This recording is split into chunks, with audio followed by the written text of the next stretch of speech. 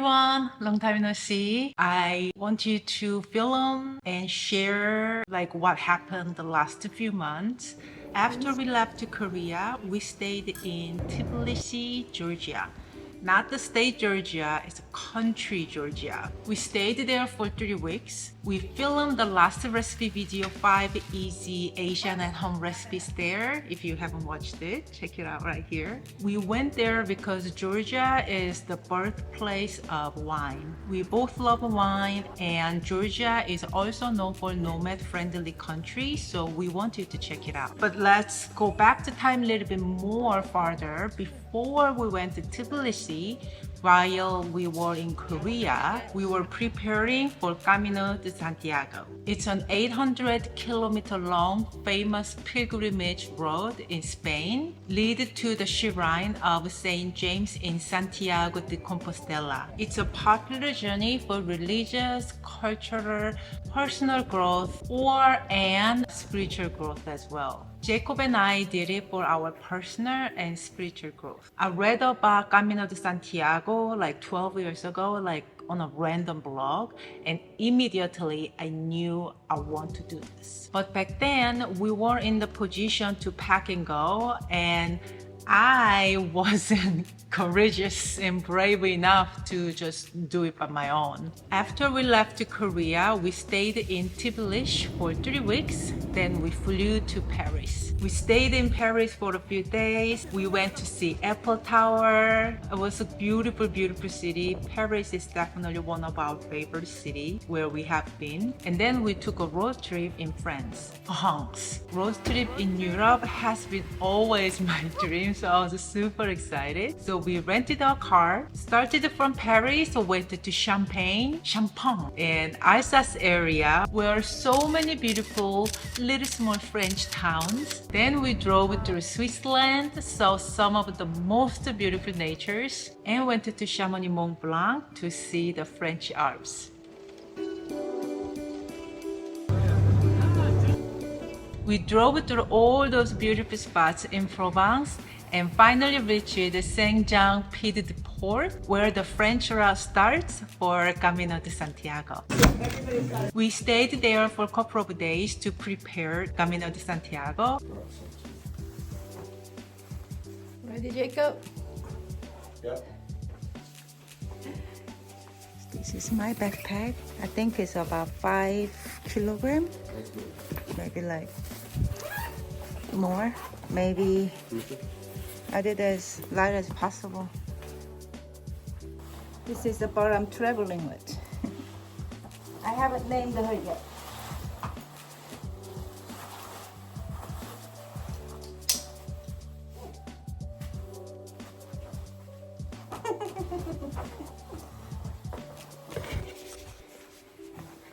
Alright, let's go. Our life is here. Bye bye. See you in Santiago. It's pretty chilly today. We had our backpacks with our minimal essentials for 30 to 40 days. We didn't know how long it would take for us. Clothes, toiletries, and other stuff. At first, I thought it was doable. Honestly, I thought it's a little easier than I thought. But no, there was a lot of hiking involved in this walk, way more than we thought. It was more of a hiking than walking the whole entire journey. If you're thinking about doing it too, like keep that in mind. It's a lot of up and downs. Your mind up and downs too, but physically you're going hike up, hike down, hike up, hike down. I'm going to share some part of my journaling from the beginning of Camino de Santiago, and here it is.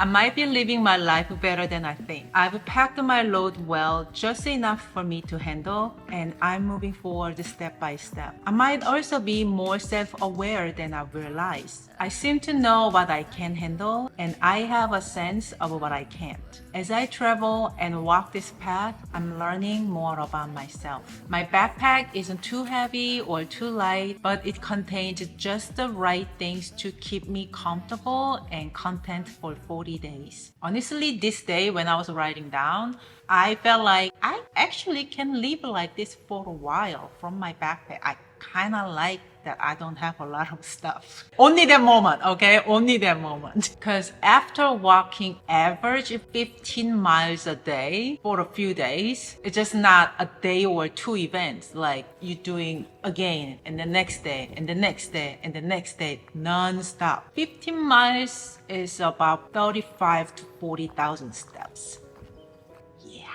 My body literally slowly started breaking down. One day we walked 21 miles. That's about 50,000 steps with our backpacks, not on a flat road, but hiking 1,600 feet uphill and the same amount of downhill. And stupid of me feeling good and feeling alive, running and jumping around downhill. I honestly couldn't believe we walked like 50,000 steps without knowing what my body is capable of doing. My 40 years old ass capable of doing. 10 days into the Camino de Santiago, my body broke down. And here is a part of my journaling, the day that when I noticed the injury on my left knee. For the first time, I thought about giving up on the pilgrimage journey. My left knee hurt so bad. I'm overwhelmed by the fear that if I keep walking like this, I might suffer from lifelong pain in my left knee. I'm not as young as I was in my 20s. Is this the right thing to do? I'm not sure. I'm grateful to Jacob. Is there anyone in this world as full of love, care, and support as him? Thanks to Jacob, I was able to open up, cry, and express how much I don't want to give up and how badly I want to finish this pilgrimage. After losing Smokey and Bandit 3 years ago, my life hasn't been same. I gave up my first restaurant business, It's Cherry. I even gave up my plant-based diet. I'm terrified that this small but significant challenge might also end in giving up. I gripped my pose too tightly while walking today that my arm muscles are twitching. Will I really be able to finish this journey? I hate that this situation is keeping Jacob from walking too. I know how much he was looking forward to walk this path. Because of my injury, we had to take a long break in Burgos. It's not even a halfway yet. It's like quarter way. We stayed there for 5 days. It's not usual way most pilgrims do, but we decided to do it in our terms and our way. During this journey, you get to reflect and think about lots of things. The past, the present, the future. Maybe because your life kind of gets simpled down and all you have to worry about during this journey are the basic human needs. Roof over the head, food to fill you up, and clothes to wear. And during this time, I also faced one of the most scariest thoughts. I faced it. I have depression. Looking back, I think it started when Smokey died. I was not unaware. I just didn't recognize it. I'm proud of myself for doing everything I could and not giving up to overcome depression. But now, I think I need to surrender and accept it. I have all the luxury of freedom and time, so I do yoga, meditate, and travel to feel better. And hopefully I can come out of this. I don't want to meet people, connect with people, or communicate. I suddenly feel overwhelmingly sorrow, so sad for no reason. Tears come to my eyes, and I'm not afraid of death. In fact, I feel indifferent about dying, thinking I have no regrets even if I die today. Even right now, I'm thinking, do I really want to share this much? I don't know. The reason I'm sharing this much is that we're all going through some phases of depression in our lives. And I want to share with you to let you know that you're not alone. Just in case, if you're worried about me, after hearing my journal, I am doing much better. I believe I'm in the healing phase. The day I wrote the journal to surrender and accept what was going on with me really helped me. I didn't fight. I just accepted it. I felt so much lighter and better after I surrendered and let go. Since then, I kept practicing surrender, let go, surrender, let go, whatever floating to my mind. And to be honest, I haven't been this light. Like my heart feels so light, happy, and joyful since I was a little kid. I haven't been like this for so long. It's just such a great place to be. I finally found a way to heal myself. I am healing. It took me a long time, but I figured it out. The time will come for you too. The way will come for you too. You'll be okay. You'll be fine. I promise you. You will survive this too. And you know what? Don't forget, someone loves you. I love you. This is the song I was keep playing in my head the whole time, the Camino de Santiago. What doesn't kill you makes you stronger. I've walked 800 kilometers, each step accumulating to less than a meter.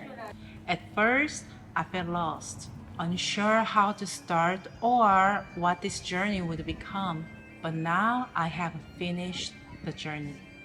There were days that passed quickly with taxi ride or train ride. Some days were filled with pain, some days were filled with light and joyful, and many days was filled with mood swings. There were times we surprised with super delicious Spanish food we enjoyed so much, and there were times I felt annoyed by unsatisfying meals. We drank lots of wine, we had lots of amazing food, but mostly we met lots of beautiful people and we had lots of beautiful memories. Slowly but surely, we have completed the 800-kilometer journey. We simply didn't give up. We walked steadily day by day. Whether walking a little or a lot, taking a taxi in between, we carried all kinds of challenges without giving up.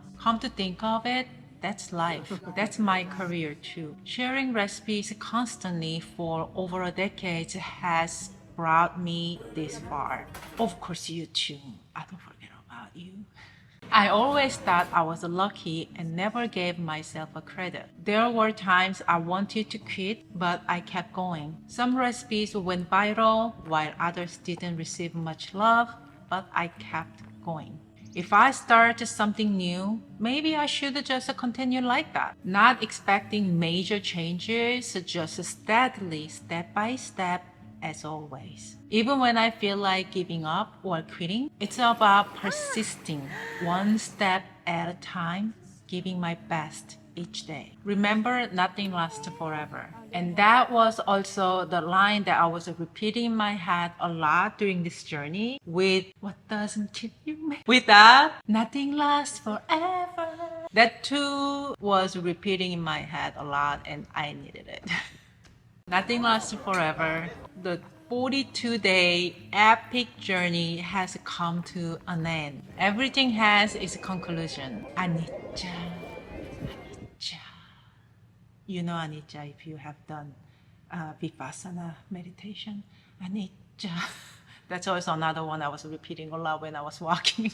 After we finished Santiago, it was really great. We rested a couple of days. Then we went to Barcelona, Roma, Italy, and Napoli. Probably wondering where we at right now. So while we were in Rome, we realized that we need a break from traveling and have some rest and comfort. Because the day we were in Barcelona and Roma and Napoli, we were exhausted.